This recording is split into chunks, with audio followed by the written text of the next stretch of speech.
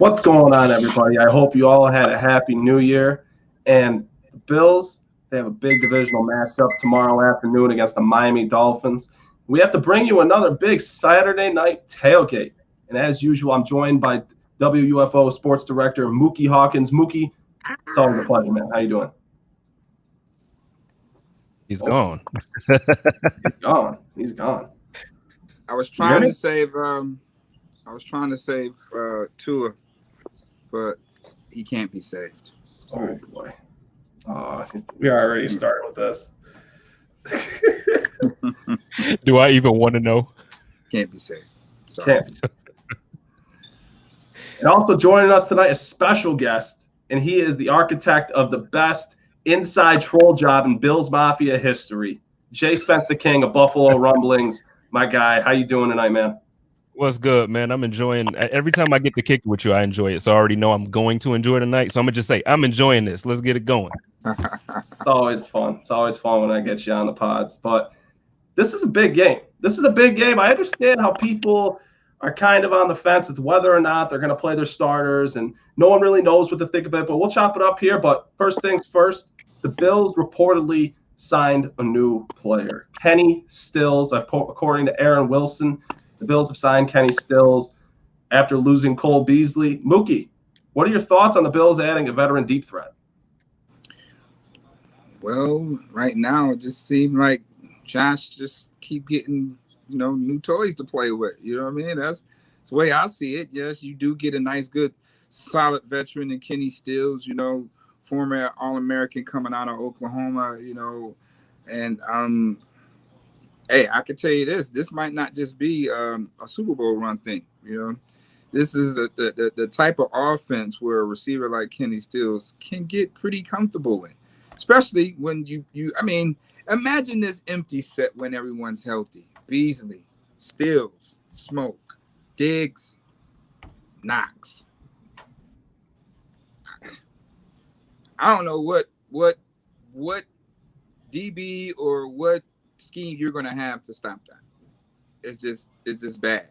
And the way Josh is throwing out there, they're just prepared to just run the table. They're ready for a shootout if need be. They got all the bullets, all the ammo, ready for a shootout. But the way this defense is playing as of late, as way they've been stymieing the run game, everything is right now pointing to like sky's the limit. Like, hey, everyone wants to see, can this carry over in the playoffs? Can the Bills, is this success real? Is this success that that's just been happening before our eyes this season? Is it really real come playoff time? So that's what everybody's really excited about. Right. Now, Spence, what were your thoughts on the Bills bringing in Kenny Stills? I loved it. So earlier actually last offseason, I'm not sure if everybody remembers or if everybody was kind of privy to it, but Brandon Beane was looking at Kenny Stills previously. And I know Coach McDermott actually made mention that, Brandon Beane been looking at him for a while. So, to add this type of talent, when he was traded from Miami to Houston, I was ticked off. I wanted him back then. So I obviously, man, I'm so happy that he's with the team now. I think what this does, I know a lot of people were nervous about Beasley because, Beasley gets injured and then we bring him in and it feels like it's a signing to kind of take up for Beasley, but they're two different type of players. This is more along the lines of a younger John Brown, in my opinion. I could be wrong with that. All the guys that's in the chat who are probably far better film, connoisseurs than I am can break this down for me. But I look at him like an upgrade, maybe not right now as an upgrade to John Brown, but eventually he's an upgrade to John Brown. He's younger. I feel like kind of like what Muki said to piggyback. I feel like we can absolutely look for him in the future instead of it just being like a quick just for the playoffs. I feel like he might stick around and we can have the type of offense for the time, for the foreseeable future that will be insane. Absolutely. The Bills having the receivers they have on the roster, it's insane. And, all things considered, we can't help but have concern as to how severe the knee injury Cole Beasley is recovering from right now. He's week to week currently. He's going to be out against the Dolphins. But you can't help but assume the worst with the addition of Kenny Stills. And I understand what you're saying, Spence, of saying they're two different players. And I like adding Kenny Stills purely as the fact is you have versatility on offense. Because let's not forget, Stephon Diggs isn't a one-trick pony. He's not just going to play on the boundary. He's not just going to play X and Y. He can move into the slot, and he can be dangerous as all can be from the slot. So I'm curious to see if the Bills are going to move Stephon Diggs to the slot and bump Kenny Stills outside and have John Brown and Kenny Stills outside. But I'm curious to know, how do you guys feel about this move in regards to how Gabe Davis has played with the absence of John Brown? Spence, I'll start with you.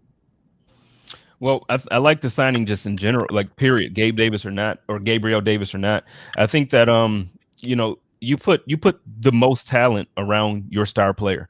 So when you get, and this, I guess this is one of the debates that I always typically now have this year with running backs. It seems like people feel like we don't need it because we have Josh, or we don't need it because now Diggs plays well. You got Brown playing, and then you got Beasley, and you got Gabriel Davis. Okay, there's nothing taken away from those guys. You want as much talent. You want the best players around your young star quarterback as possible. Because what ends up happening is, like we see, Beasley goes down last week. You get an injury. John Brown he played 8 games this season. You get an injury. What happens? You need depth. So that way, when your main guys go out, you still have players that can step into that role and you not miss a beat. If you're trying to win the Super Bowl like we're trying to do this year, you'd absolutely want to maintain the same level of play. You don't want to fall off because of somebody getting injured. So no, as good as Gabriel Davis is, I say sign him. I say let's make this offense as deep as possible. I tend to agree. Muki? Well, I mean, once again, this is just another power move by the brain trust of Brandon Beane and him knowing what it takes and what type of caliber guys to bring in during a playoff run. I mean, we're getting, let's not be mistaken of who Kenny Stills is. Like, we're getting a nice polished receiver to go along with the receiver. Even, say for instance, Beasley won't be able to play unless they make it to the Super Bowl. There's no drop off. Okay. Actually, it might be a bigger situation because Kenny Stills, he can run all the routes. He will blow the top off of a defense. You got Smoke Brown out there. You got this budding rookie in Gabriel Davis. And then you got Stephon Diggs. So even in 10 personnel with those 4, with any combination, whether you want to throw a tight end or you want to come with Singletary or Moss, it's still going to pose a problem out there. And if you don't, guess what? Kenny Stills going to have 10 catches and 100 yards to go along with Stephon Diggs. 10 catches and 100 yards go along with Smoke. The Bills are prepared. There's going to be mismatch problems out there. You're not going to be able to double everybody. And then, once again, quarterback is nice and athletic, too. He can hurt you, in so many ways than one. So the Bills are preparing, being then, what they experienced last year, and they know what it takes to at least to be prepared to get out that first round that everybody's seen that they act like they ain't going to be able to do. So, Brandon Beane, I'm just stacking the deck to make sure that they reassure them another victory. That's why tomorrow is very important on the seeding. And the Bills are definitely locked in on being locked in at number 2, not 3. And let's get into that, because that's really been a majority of the discussion through, Bills Mafia interwebs, is whether they should start their starters or how long they should play. I'll get to my thoughts on how they should really do this and what I think they should do. But Spence, I want to hear from you. What do you think the Bills should do regarding their starters? Should they play a corner? Should they play a half? Should they not play at all? What do you think? I'm a little different with this. I see a lot of people saying that they should rest the starters because obviously this is the first year that the second seed doesn't have that bye like the first, and is going to take away some things, and you need to rest your players. And I know. I'm like, forget it, man. Let's go for these records, and let's just go for the records. Like, I think Josh is 40-something yards away from, or not the yard. Is a yard to touchdown? He got the touchdown. Yes, he's something real small away from the record. It's like 47 yards. I'm not saying, so say it's 47 yards, don't go for 48 and then bench him. Go for 400. You know what I'm saying? No, see, that's what I'm saying. I appreciate you, Bob. I appreciate everybody who says rest the starters. What I'm saying is, let's go for this number 2 seed, period. Let's go into the playoffs with some momentum, because what will happen if we actually end up playing Miami again next week? If we play them twice in a row, I want to dog them twice. I want to embarrass them. I don't want to do. We get the 2 home games like Joe said, but we don't get a bye. So I understand the concept of resting them, but I want to destroy teams, and Matt Barkley isn't destroying nobody. Muki? I don't know. Who's to say will Barkley suit up tomorrow? Barkley might not suit up, being that he is the backup. Being that he is the backup, like your backup is kind of valuable too in this regard. You know, in the event something happened to your starter, at least your backup is available. So I don't know if Barkley is going to be available. It's going to be real interesting to see who's active, who isn't. Obviously, you got the report on Dane Jackson and Antonio Williams and Nate Becker. You know, so it's going to be some guys that's not going to suit up. We know that, but the way McDermott is, you know, the way the vibes I've been getting from Coach McDermott is, you know, they're locked in at number 2. Like they understand, you know, Pittsburgh is resting Ben, you know, but anything still can happen with that rivalry over there. It's something that Coach always been saying every day. Control what you can control. And the Bills are definitely, you know, putting up a good strategy to figure out how long do we play Josh and, you know, who's going to suit up to play first and foremost. And then how long do we play Josh? But my thing with that is they're going to, they're just going to keep the foot on the gas. Come right out, heavy gas. Josh, we're not even running the ball, you know. Miami, they want to play man. Okay, Josh, we got 1-on-1. Let it be like 7-on-7 out there for that first quarter. Throw 20 times, you know, get 200 yards, smash the records, go up 14 points. And, you know, you let our defense do what they're going to do. And, you know, we run the ball after that. I don't think Tua is not going to throw for 300 yards in Buffalo in December. He's barely throwing 185 yards per game. So I don't see Tua beating us with his arm.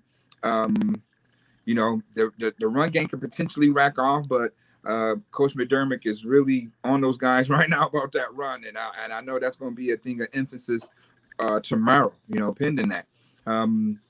Try to expose Tua a little bit. He throw everything is going to the left, flush his butt to the right. It's going to be real interesting to see this game plan and how long that the Bills do really play these starters. But I'm guessing the Bills is going for the juggler, stay aggressive, get some points up, and then, you know, control the game that way.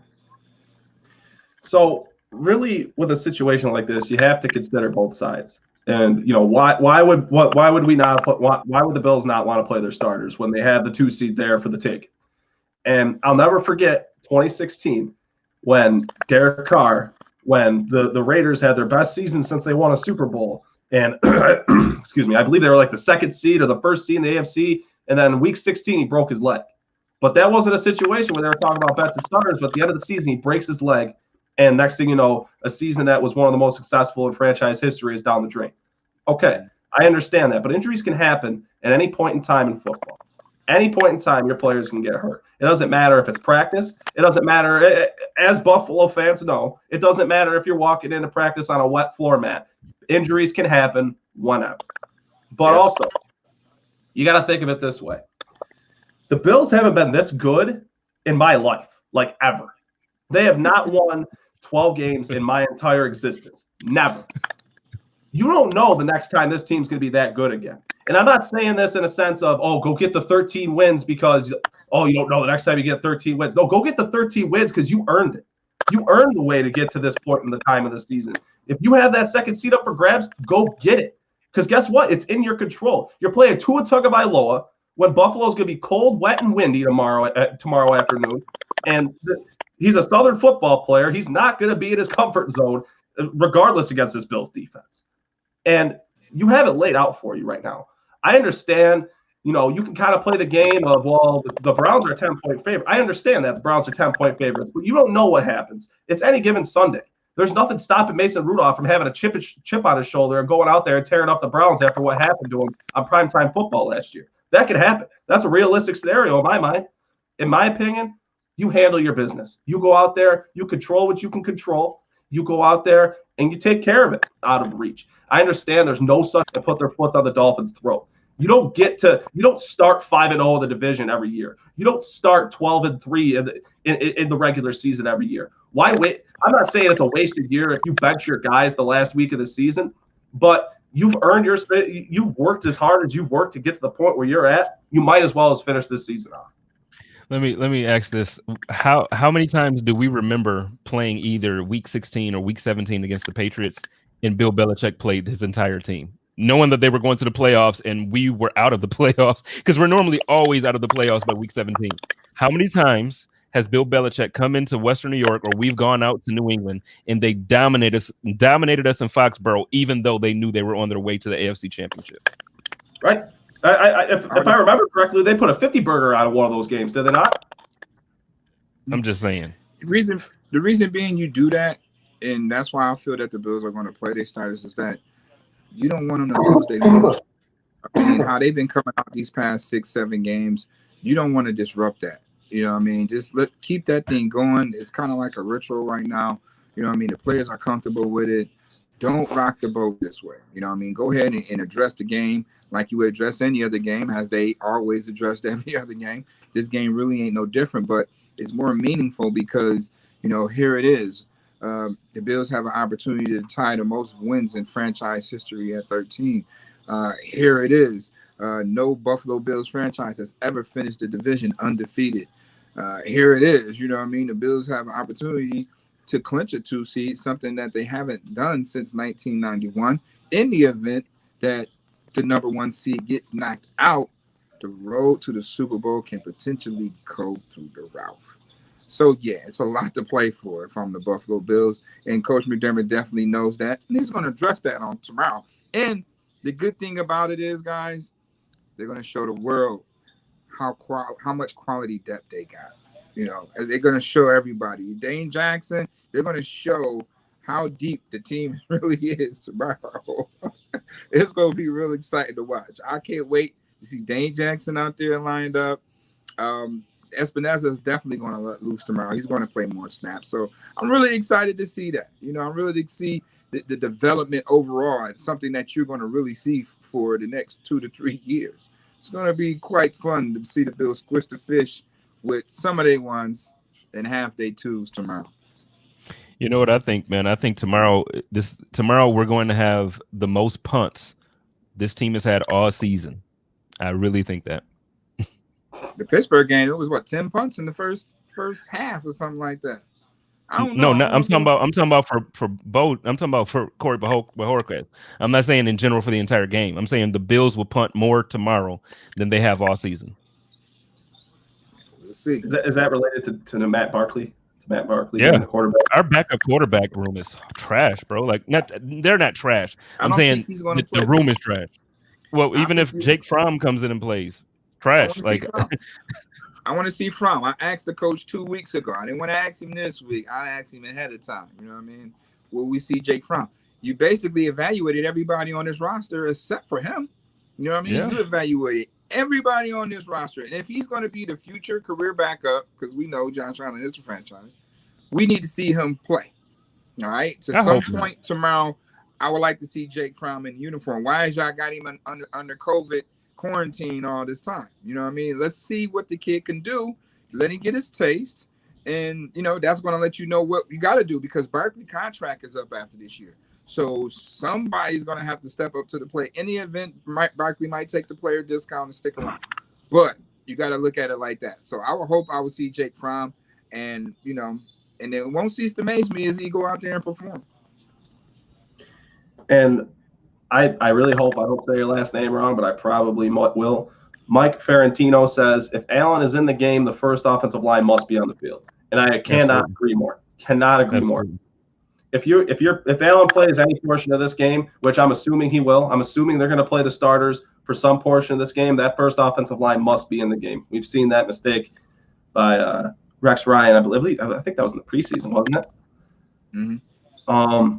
But yeah, shout out, that's my guy Mike Ferrantino, man. Shout out to my man Mike, man. We did a few shows together, man. That's my guy Mike. He knows his stuff.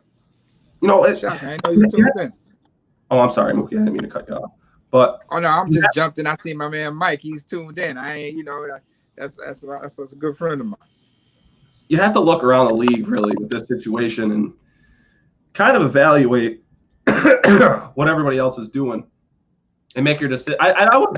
I wouldn't say make your decision based off that, but really you have to think about it. KC, they're benching their guys even with a 1 week bye. So Pat Mahomes isn't going to play for 2 weeks. And they're not playing great. Yeah, they're not going to play. They're the underdogs. They're like 3-point underdogs. Yeah, they are. They're away from it. They're benching their starters. And you have to think about it because look at what happened last year when the Ravens did that with Lamar Jackson. They benched him practically 3 weeks with that first round bye, and they benched him. I believe he wasn't really playing much towards the end of the year. He missed almost all of week 16, all of week 17. They had the first round bye. He hadn't played football in 3 weeks. And now Pat Mahomes, that team's not playing really well right now. I don't think that team's playing their best football at all at this moment in time. And you look at how that team, the trajectory that team is on. I don't know if it'd be best for them to bench their guys. And with that in mind, it really can take the fire out of a team if you bench your guys right before a playoff game. Look at what happened to the Bills last year before they had to play before they had to go to Houston. They lost 2 or 3. They were coming off a loss to the Patriots, and then they benched their guys against the Jets. They really had no head of steam. I'm with you guys. You have to keep your starters in this game. Keep it rolling. You really have to keep this rolling. The momentum that this Bills team has. I don't think there's a team in the league that can beat them. I don't. When you look at it, the reason why Kansas City do the things they do because Andy Reid is probably one of the best making adjustments. They can adjust any given situation. You know what I mean? So the good thing about that is that's what makes Kansas City great. Their defense is average, at best. But, when you got Andy Reid, anything is possible because he's going to find a way to adjust and make that right adjustment. And that's what Kansas City has been getting away with for quite a while. They're the best, teams at making adjustments, so they can afford to rest or do whatever. But, sometimes they're going to meet their maker with that, you know what I mean? And it might just happen in Buffalo. That first time that the Bills played them so vanilla and still had a chance to win the game is lead me to believe that it's definitely going to be a different scenario next time these two should ever lock horns this season.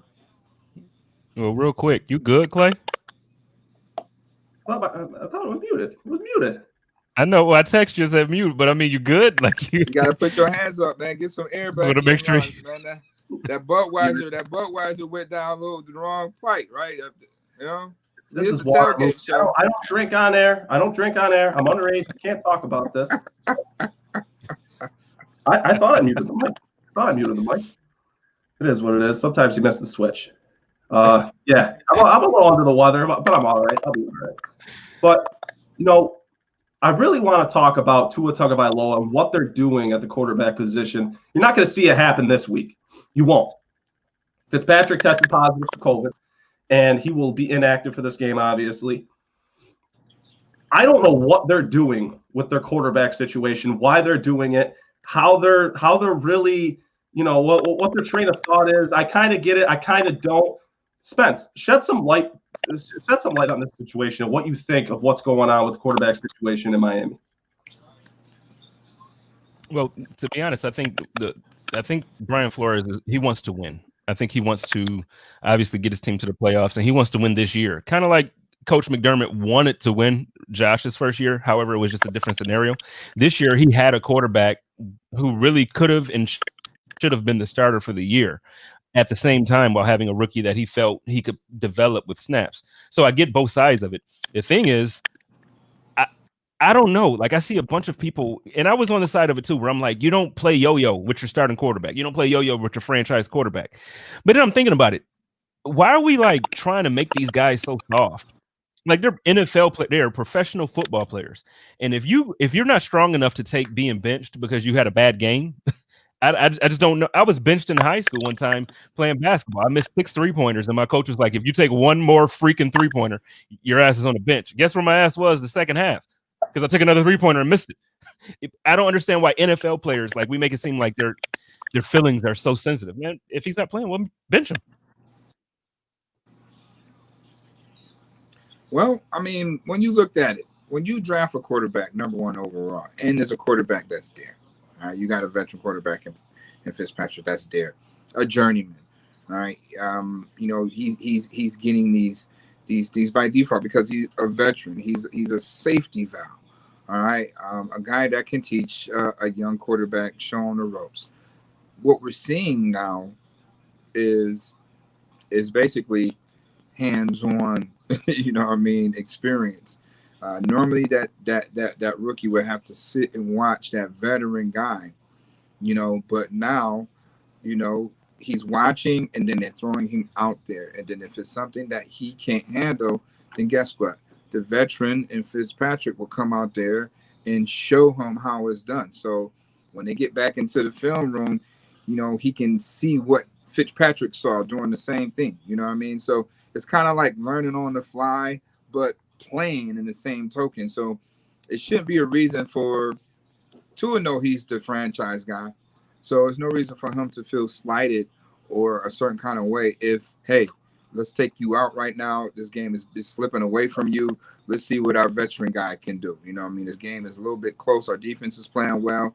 Let's see what the veteran guy could do. And you saw that when they played against the Raiders. Sometimes it don't go that way. Fitzpatrick could have came in there and made some best reads and missed shot and threw picks and, just, hey, Raiders is having a field day. It happens. But at least the coach knows that more than enough to say, hey, let's give another guy a shot and, see where we are with this. You know what I mean? And I can't be mad at Coach Flores was doing that. I mean, at the end of the day, they're getting paid. So if I feel, hey, today it ain't your day, son, let's bring this other guy in, watch what this veteran doing with the same play calls, and just learn like that. You know what I mean? Next year it's going to be your show, son. It's better for him to learn like that than to sit and watch a guy like Fitzpatrick and knowing that Fitzpatrick is going to be, long, or maybe Fitzpatrick might stick around and just help him this way. Because I don't see Fitzpatrick going nowhere else playing or getting a starting job or anything like that. Fitzpatrick's going to just stand there, you know what I mean, and help this kid and have the position to do what he's going to do. No, dog. Fitzy needs to come home. He needs to come back to Buffalo next year, back up Josh Allen, and retire as a Buffalo Bill. Damn it. The only thing that Fitzpatrick needs to do is come back to Western New York, put on the red, white, and blue, and he needs to make this thing happen. He can come in for Josh in the fourth quarter when we put the game out of reach. He can come in and show some love to the Bills fans like he do. He loves Buffalo just as much as Buffalo loves him. Come back to Western New York, send Matt Barkley packing. And let's trade away for some like a 5th round pick or something like that. Let's get Fitz up here, man. What are you talking about, Mookie? Come on, man. Bring Fitz home. Fitz gonna retire. He gonna sign one day deal and retire a bill. That's all. Yeah, that's gonna work. We gotta get a different scheme for it now. Gotta get Ryan Fitzpatrick a ring. And I think I would not be opposed to having Ryan Fitzpatrick as the backup quarterback. Would he not be the perfect backup for Josh Allen? Like, seriously. I know he doesn't scramble like Josh, but really think about the quarterback he is, think about the quarterback that Josh is, and then think about how drastically our offense has to change with Matt Barkley or if we have Jake Fromm as a starter at some point. It's not going to work. McDermott is a stickler on turning the ball over. He can tolerate Josh because he's a rookie, and you see Josh really don't make too many mistakes, knock on wood. But Fitzpatrick is still a 50-50 with that rifle he got. You know what I mean? Man. Still a 50-50. He can go either way. You know what I mean? He's still a 100% better option than the two options that we have as backup quarterback. Can't say that. That's why it's time to see Jake Fromm. I can say that. It's time to see Jake Fromm. You gotta evaluate him first before you make that assessment. Mookie. Come on, Mook. Come on, dog. You my mans. I can't let you say that. You gonna sit here and tell me that I can't say Jake Fromm is not as good of an option as Fitz? You can say that without watching this dude on the field. Fitz got too much of a high price tag on him for a backup. We don't got money like that. Let's be real. We're not talking about for real right now. We ain't talking about contracts. We talk. That's for real. You think Fitzpatrick gonna come back here for $1 million? No. Way. I was just giving an emotional plea for him to come back. But in reality, come on. I can't let you say Fromm. If we are promotion. In the words of T.O., that's my quarterback. That was his quarterback. That's all I'm doing. You know that's all I'm saying. That's all I'm saying. Money. He got more money than Jim Kelly. He did. He should. Yeah, he did. I'm not a fan of Kelly. Than any quarterback in Bills history. I'm not a fan of Kelly, so I'd give Fitz money. I ain't giving $60 million, 6 years, $60 million, bro. Yeah, no, it was bad. It was bad. $60 million. Yo, do you remember? And I'm sorry, I know this is going like way off topic. Do you remember when the GM at that time got tricked? When Buddy Nix was here, and he got tricked. Like a kid called him and was acting like another GM, and he was talking about that's how Yeah, Oh my God, dude, do you remember that front office, baby? It was a little I old in forgot that about front that. office, a little senile. It was getting a little senile up in that front office. That's why they had to transform that thing, man. But hey, nevertheless, they are where they are right now and right on the right time. And hey, we got good GM, we got good coaching, and we got good players. And tomorrow you're going to see that from top to bottom. You're going to see the quality depth that the Buffalo Bills do have when you see JSpence out there playing to his potential with the Bills. You're going to see all these steals come about. You're going to see Dane Jackson out there going nuts. First of all, Smoke Brown is playing tomorrow. I keep forgetting that. Smoke Brown is going to be out there tomorrow. So we're not going to really have too much drop off. You're really not going to have too much drop off. I'm just going to see how Coach Dable is going to use the players that he's going to use, with the starters out. I'm just going to see what game plan do we have for that? Do you have certain plays that Fromm or Barkley or whatever fit their strong suits enough to win the game? The defense, we have quality depth all over the place on defense, so I ain't even really worried about the defense at this point. We have quality depth in all areas, and it's just all about can the offense score points when Josh and them do decide to take that seat. And Muki, you mentioned it. That's probably the one thing I'm the most excited to see tomorrow, is to see what John Brown has after being on the shelf for so long. I understand, he's a professional athlete. He's going to go out there and do his thing, but it's going to be interesting to see, especially considering, how much Josh Allen's going to play, how much, even if Stephon Diggs is going to play, who the other receivers that are going to be available, how much they're going to play. It all kind of hinges on what their real plan is in regards to the starters. And, that's really why it was the discussion at the onset of the show. But I really want to see John Brown get involved tomorrow. And he has probably one of the least favorable matchups going up against Xavier Howard. So we'll see how that goes. It's going to be interesting. It's going to be an interesting matchup. I don't remember. I don't think John Brown, he had a couple touchdowns against the Dolphins last year, to my recollection. But they were without Xavier Howard last year. And I think that this offense, against the Miami Dolphins defense, this is a big game for them. They're not going to go out there and play unmotivated football. And I think that's something that a lot of people are kind of forgetting about. While us Bills fans are going to sit here and say, oh, should we play the starters? Should we bench the guys? How much are they going to play, et cetera, et cetera? You have to remember, the Miami Dolphins on the other fence of this thing, they're going to come out there and give one of the more motivated efforts that we've seen this season. They're playing for the same right that, the Bills were playing for last year. They're looking to get back into the postseason. This is a big deal to that franchise. And, we kind of talked about it earlier in regards to what they're doing with their quarterback. And I think a lot of it has to do with the fact that they're going to end up with a third overall pick in this year's draft. If the Titans beat the Texans, which they're probably going to, the Titans are looking to clinch a playoff spot. So it looks like the Dolphins are going to end up with a third overall pick while, ending up in the playoffs. And that doesn't happen very often in the NFL. So they're playing with house money in terms of draft position. And, that seems to be, in my opinion, why they're really making a run this year for the postseason and trying to get the most out of this roster, even though they may not be championship caliber to this point. And Brian Flores making the postseason, that'd be huge for him. That'd be huge for their front office and what they've built in Miami. And it'd be a huge momentum builder going into next year for what, a lot of Miami pundits would expect to be to its, it year, quote unquote, it year, looking where he, officially gets the keys and he's going to be the starter from day one. And, you don't see this relief pitcher stuff. You don't see any kind of dwindling. And, I wouldn't even say it's doubt for Tua. That's his franchise. But next year is a big year for them. But let's not forget that this is a huge game for the Miami Dolphins, and they're looking to punch their ticket. And that's a team. I understand that the Bills are a lot. I will say the Bills are a lot better. They're two completely different tiers and ends of the spectrum. In my opinion, I wouldn't say ends of the spectrum, but there's a reason the Bills are the AFC East champions and the Miami Dolphins are. But the Dolphins are going to come out there and play spirited football on the defensive side. I expect that, and that's really been their backbone with Tua Tagovailoa in there. Is their defense playing well? And I don't know. That doesn't shape up well for what could be a Matt Barkley-led Buffalo Bills team. I don't know if I'm really excited to see that. I'm not excited to see Matt Barkley. It's going to be. I'm not excited to see Jake Fromm. Nobody knows who we're going to see tomorrow. You know, I'm telling you, if you just chimed in to hear what Coach like, man, he wasn't giving no intel on nothing, on none of that. He was like, hey, I can't give you that answer to that. I don't know. You know what I mean? I appreciate your question. Like, yo, McDermott do not be carried. He's bad. Miami, you know, the Miami beat reporters came in the room, and man, you know, they was talking about all types of stuff, revenue and this game. No valid points, but he was not with that. He wouldn't give it up. No intel. Who's going to play? How long they're going to play?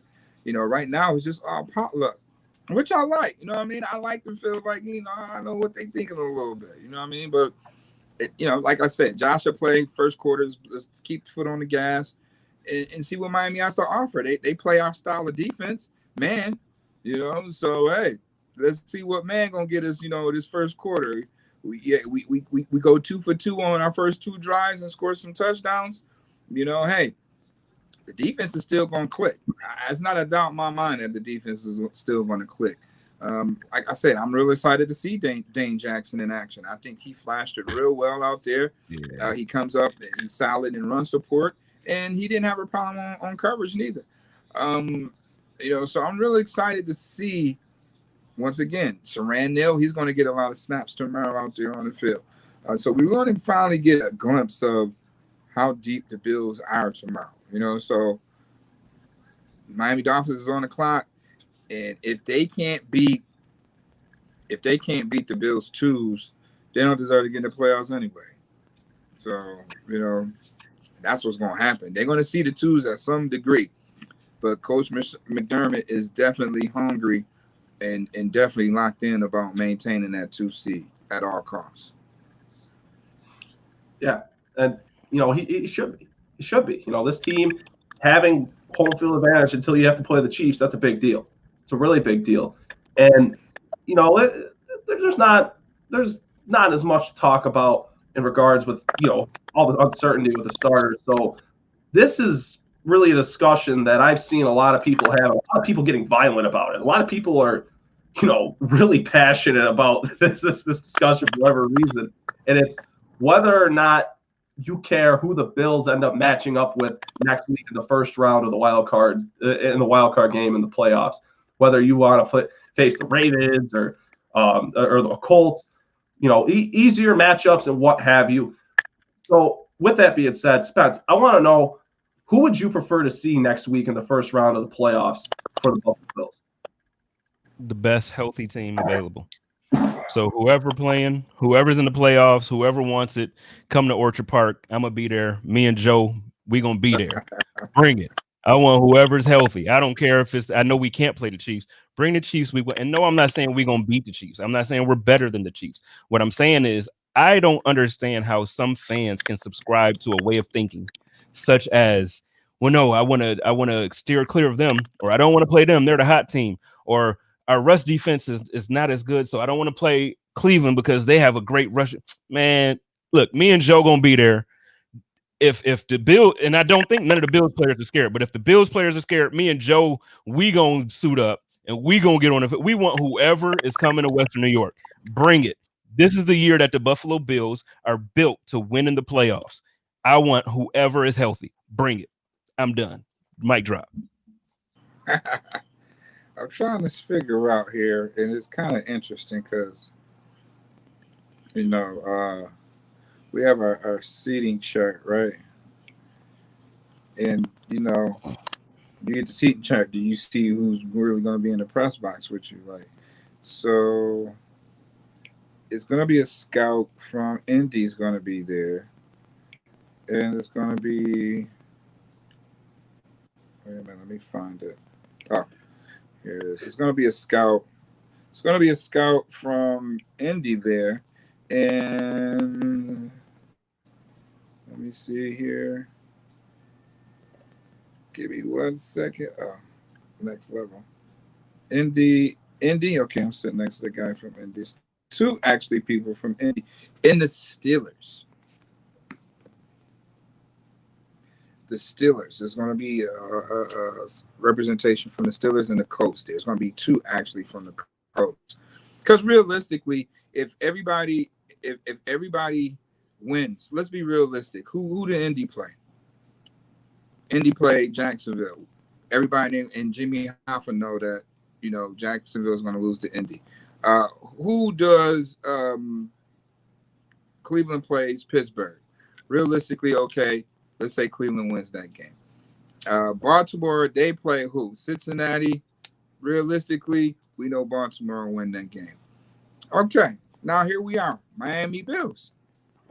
Realistically, hey, I'm Bills biased. Bills win that game, right? Let's just say based on winning percentage, Bills win that game. Miami is out. So Indy plays the Bills. Indy will play Baltimore. Tennessee will play Baltimore, and Pittsburgh will play Cleveland again. You know what I mean? So there you have your route to the Super Bowl, you know, in a week. You know what I mean? But yeah, you know, just based upon that, I mean, I don't know if there's any scenario where Pittsburgh will face Miami. Maybe there is, and that's why, you know, some Pittsburgh people will be there, but that's who's going to be in there with us. You know what I mean? It's going to be representation from both parties, and let the games begin. You know what I mean? So that's what's in the room with us. You know what I mean? So my guess is it's going to be Indy. I'm cool with that. You got a guy in the statue of Phillip Rivers. You got Phillip Rivers. He's not going to beat you with his legs, that's for sure. He's going to stay in that pocket as much as he can and try to beat you with his arm. But he is a gunslinger, and they do have T.Y. Hilton, Michael Pittman, in the young running game with Nyheim Hines. So, you know, they kind of match up with the Bills as far as, like, you know, they can go toe-to-toe in some aspects of the game. And, you know, and the defense is kind of good. But, hey, we're going to rely on Bills Mafia, the 6,000 guys and fans that's going to be in the stands to guide the Bills through. How fitting is it? How perfect is it the fans can strike right in time when they need to, right in the playoffs, to give the Bills that extra juice, that intensity, and that just wildness, and, you know, that the team is going to need in the stretch of games. You know what I mean? So it's going to be real exciting, and the players are real excited to know that they're going to have the fans to go on to help them along. You know what I mean, on this Super Bowl run. It's going to be real exciting to see come tomorrow and come playoff time, man. Where's the table, man? We got to christen the table on the tailgate, man. Where Mario at? He's person on the table. You know, I don't have any tables ready for breaking, but it's just I tend to be with Spence on this a lot. Like that, I said it on Twitter. I really don't care who the Bills have to play. It does not matter in the first round of the playoffs, because any of those teams, I understand the argument for some fans. Why would I want the harder way to the Super Bowl? Okay, why would I want the easiest way? Do you have any? This is the thing, is for how long have you been told the Bills had their easy way to get to the playoffs? This is going back to discussions from a year ago, and it's like, oh, they had an easy schedule. Well, the Bills had a tough schedule this year, and well, I'm really hearing all the excuses for why the Bills won the Super Bowl ahead of time. Oh, well, they had to play the Colts, and then while somebody upset the Chiefs and they beat this team, and I don't know, none of that. I want the hardest road possible to leave no room for doubt. You want to play Baltimore in the first round? Play Baltimore. I'm not scared of Lamar Jackson in the postseason. I'm not. I'm just simply, do they have a lot to play for? Does that kid have a lot to prove? Oh, yeah. Ton to prove for Lamar Jackson and that Ravens team going to the playoffs this year. Absolutely. That's going to be a dogfight, and that's what I want to see. I want to see good quality football. That's what I root for. Do I think – is it fun if the Bills blow all these teams out? Yeah. Do I think the Bills are better than all these teams? Absolutely. But the point, the matter of fact is that this team is good. They can beat anybody in the league right now. The way they're playing right now, with how this offense is humming and how the defense has put it together, and they made their adjustments, and they're finding ways to manufacture pressure and affect the quarterback, and the DBs are making plays at the back end. It's really hard to replicate what the Bills are doing and how well in sync they are, and especially at this time of the season, because you see teams go on streaks. You see teams get hot at certain points in times of the season. You saw it with the Chiefs earlier this year. When the Bills played the Chiefs at that point in time of the season, the Chiefs were hot. They were red hot. Right now, the Bills are as hot as the Chiefs were back then, and the Chiefs are as cold as the Bills were back then as well, considering the Bills were coming off the loss to the Titans and that whole COVID debacle and what have you. But really, that's my stance on it. I don't care who the Bills have to play. I don't, because I have confidence in not just this team, but that quarterback. And that's the biggest key to winning, is the quarterback. And the Bills got their quarterback. And Josh Allen, I've seen him perform in these big stages. I've seen him have as much poise as he's had on a Sunday night as he does at 1 o'clock on a Sunday. I'm not worried about it. I'm not worried about Josh Allen in a big game. I'm not worried about Stephon Diggs in a big game. And I'm not worried if the matchups that is with the Chiefs, the Ravens, the Colts, the Browns. It does not matter to me whatsoever. If the Bills are playing a team in the postseason this year, I have confidence that the Bills will beat that team, barring something catastrophic like an injury or what have you. But with this team that's currently in place and how they're playing, there's nobody that could beat them, in my opinion. Nobody. Not in the AFC, not in the NFC. It does not matter. It's not a contest. Well, I agree. And especially with your point earlier about because last season, how many times did we hear, well, the Bills haven't beat nobody, which technically was true. When we went to Pittsburgh, we didn't play Ben Roethlisberger. We played Duck Hodges. When we went to, Denver last year, who I don't even remember who their starter was. It was like their third string starter. Brandon Allen. It was Allen? Okay. Right. So, but you get what I'm saying? Like, we weren't playing the top tier guys every week for certain teams. If you really go through the schedule and look, there's about 3 or 4 games in there that were big games for us, but we didn't have their full team playing. So we used to, now for me, football is football. Every week you get it. Because if the Bills took a loss to somebody that was lesser, people would be dogging us. So to me, it's a W. But how often do you hear, especially from the national media, well, the Bills' strength of schedule was weak and blah, blah, blah. Look, in the playoffs this year, we have a strong, outside of the playoffs, this year we had a strong, it wasn't strong. We had like the worst path to the playoffs, and we're doing this. Once we get in the playoffs, I want to have the most difficult path to the Super Bowl and do it. I don't want to, why? I guess I'm just confused. Why do we have this mentality that we have to do things easy? I just don't want to be the easy team. I want to be able to do it to where it's undeniable. When the Patriots won those Super Bowls, a lot of times it's just like, yeah, it's for sure the Patriots are the best team in the league. And it's not a question about it. If the Bills were to win, there's always going to be somebody to say, well, they didn't play that. They didn't play that. You never hear that right now about the Patriots in those some of them when they cheated and all that stuff. But when you look at the teams that were legit, you don't hear them questioning talent. You don't hear them questioning whether or not they were good enough to win. The couple years that they cheated, yeah, they cheated. But no, we want to win and we want to beat every team healthy, like very, very, like we want to beat them down. Stop being scared, Buffalo. I know that we have been abused for the last 20 years. I know we were in an abusive relationship, so now we don't know how to trust again. I understand. I'm here. JSpence the King is here to tell you, you can trust this version of the Buffalo Bills. You can trust Sean McDermott and Brandon Beane. You can trust Josh Allen and Stephon Diggs. It is okay. It is okay to let your guard down. Open your heart. Let it down. I feel like I'm doing altar call. Is Joe in the chat still? I feel like I'm doing altar call for church. Open your heart. Come on in. I'm in there, man. I'm done. No, I get what you're saying. And I've been saying that exact sentiment for the last month is, all right, this team's legit. Let's stop waiting for that letdown. Let's decompress. Yeah. Let's get confident. Because that's kind of the pocket that I've been in with this football team for the last 6 weeks, pretty much, is am I still pragmatic in my critique? Oh, absolutely. I have to be. But I'm having fun. You have fun watching this football team now.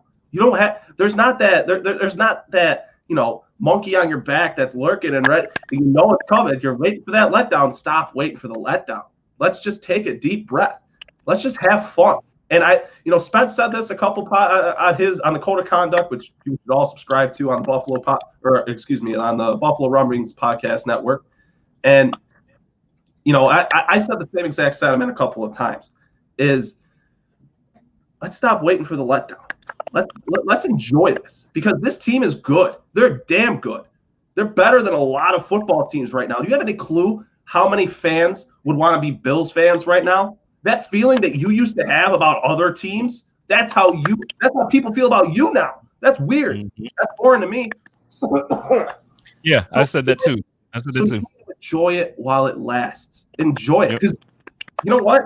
Take it from a person like me who, all my life, what do I know? Well, the Bills lose to the Patriots. They don't make the playoffs, and you're almost in the hunt every year. That was life up until about 3 years ago, and now, where they're 12-3 and one of the 2 best teams in their conference. Enjoy it while it lasts, because the Bills won't be good forever. They'll be good. I think this team is built to sustain wins for a long time, but it's not going to be forever. This team isn't about to go on a 30-year dynasty. What the Patriots did, it's going to be incredibly difficult to replicate in all of sports, not just football, especially football. But this team isn't going to be winning Super Bowls forever. They haven't won a Super Bowl yet, but they're not going to be winning like this forever. So let's enjoy it while it lasts. You can critique this team where applicable, if you will. And that's what people should do. I mean, if you're a podcaster, you should absolutely be pragmatic in your critiques. But hey, this team's good. Let's cut through the BS. Let's stop waiting for the letdown. Let's stop anticipating this team to just the same old Bills. Because guess what? They're not the same old Bills. This is not the same old Bills. This is not the Rex Ryan Bills. It's not the Doug Marrone Bills. It's not none of those trash ass teams. This is the Sean McDermott, Josh Allen built Buffalo Bills. And it's a team that's built to win a Super Bowl. So hey, hitch your wagon on the ride, and maybe you'll see JSpence there in Tampa with you. Hey, come party with me in Tampa, y'all. Come party with me in Tampa. It's all about what Coach McDermott came in here and said. Trust in the process, man. Just trust the process. No matter what goes on, trust the process. And what you're getting right now, you're getting coaching at a high level. You're getting, players playing at a high level. And you're seeing the result of it. Like, how many people this year looked at the Bills schedule after the Bills went 10-6, and they easily could have went 11-5, but they, like you said, they rest their starters the last game. But so when you look at the schedule and you look at the pieces, like, they ain't really losing nobody. So where's the dramatic drop off where they would finish 9-7, 8-8? It was a lot of expert analysts out there saying that the Bills are going to finish 9-7. 8-8 with Stephon Diggs too, by the way. So based upon the schedule. So it's just like they was overlooked again just because of the strength of schedule. Oh, Seattle, they're going to lose that game because of Russell Wilson. Oh, the Rams, they're going to lose that game because Aaron Donald. What do they say now? And the Bills right now, like I said, it's a lot to play for. Come tomorrow. And I asked Coach McDermott about it. How happy would it make him feel? Normally, I know that's not his makeup. He don't get into that type of stuff. But as a coach, I know deep down you want to have your name enshrined forever. You know what I mean? When it comes to wins, when it comes to being undefeated in your division, something that's never been done, coaches love that type of stuff. They'll never admit it. But that's, their reward at the end of the day. That's better than any paycheck a coach could possibly get. Used to have those type of accolades when it comes down to your style of coaching and what your resume perceives. So, yes, Coach McDermott want to definitely have 13 wins. Yes, Coach McDermott want to go undefeated in his division. And, nobody's talking about it, but he's going to be Coach of the Year this year. Without a doubt, he's going to be Coach of the Year this year. Nobody's talking about it, but he will be Coach of the Year. So he's going to do everything what he said he's going to do. Trust the process, find a way, and control what you can control. You're going to see all that stuff tomorrow. And as far as like dealing with Tua, what they're going to expose Tua is, on third down, the play is going to the left. If it's a pass play, it's going to the left. The kid is left-handed. All right, so he could be one-dimensional at times. And I want to see what's the Bills' game plan for that. I'm quite sure they broke down how many times he throw to the left on third down. He's a left-handed throwing quarterback. So the things that the Bills normally would scheme for in a right-hand quarterback, they have to flip it, to, cater to, his left-hand style. So that's going to be one of the key things that I'm going to be looking for. How do they try to contain Tua and throwing to the left arm? Will you send pressure on that left side to flush him to his right? That way he has to roll to the right and throw being left-handed. Or, whatever the case may be. Papa Fitzpatrick ain't going to be out there to save him this time. He ain't going to be able to come in. So my thing is, I think the Bills is going to be aggressive. They're going to have the foot on the gas on both sides of the ball and press the issue like they've been doing with every team they played this year and run them all right off the field. Hey, we all say that, you win defense with a run game and the defense. It's a passing league now. Times has changed. You can ask the Kansas City Chiefs that. You want to get the game, blow it out the water with tempo, and then control it with the run game now. So that's pretty much the recipe, and you're going to see those guys out there damn sure trying to do just that. Josh Allen is probably one of the most determined quarterbacks I've ever seen, and he's going to go out there. He's going to smash that record, and he's going to try to put up, 14 to 21 points if he can in that first quarter. I'm telling you now, I doubt if the Bills would run the ball at all in the first quarter. We've seen that already. We've seen that already. So I don't think we're going to see, the Bills running the ball too much in that first quarter. Yeah, absolutely. Before we get out of here, we got to give our predictions. Spence, you're the regular guest on this show. You're the first one. What's your prediction for this game? Oh, we got to go bold. We got to go bold, right? We're going bold, right? Then we do prediction, right? We got to do our bolds. I don't know how long these stars are going to play, so I don't want to do no bold predictions. I'm not going to lie. Why not? You can still do it, but it'll make it even better. Okay. Yeah, all right. Great possibility. All right. We'll go around clockwise. So Spence, Muki, and then I'll go. All right. So my bold prediction, I'm going to say whichever backup quarterback we have in the game will throw 2 interceptions. That's my bold prediction. And I'm going to say the score is going to be 20-10. Josh Allen's going to throw 2 touchdowns in the first half, and in the second half, we'll be able to produce 2 field goals from Tyler Bass that are like 40, 50-yard field goals. All right. Muki? Bold prediction. I'm going to come out here and say Bills backup will, let's say he's going to throw for a score, and the Bills backup is going to have 150 yards passing and a score, no turnovers, and the Bills are going to win.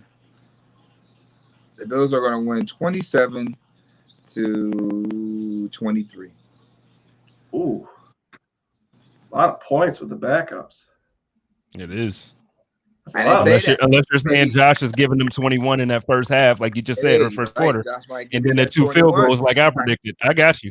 You might be trying to order that pizza. We're trying to order the pizza early, Clay.